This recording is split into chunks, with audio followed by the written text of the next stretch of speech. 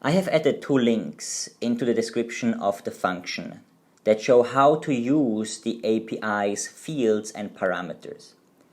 Visit them to see more possibilities. For example, this is how I found out how to use the range parameter. You have to follow those templates in order to access your Facebook data. Alright, let's test our function. First, run our Facebook API.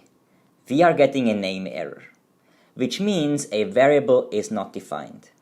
In our case, it is the value in the parentheses, as we need to replace API with our initialize Facebook function. Do that and run the cell again. Now it should be fine. Run the rest as well to initialize the drive and to define our Facebook account.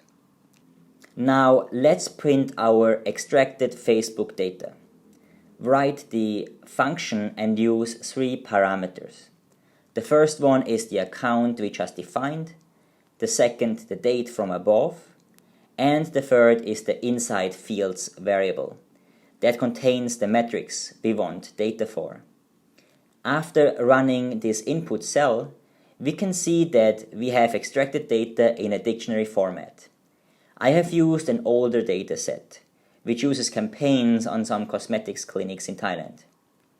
We see two campaigns here, and each campaign has impressions, clicks, and spent data for the week that we defined. Copy-paste the existing data download cell to the Facebook notebook as well, and run them.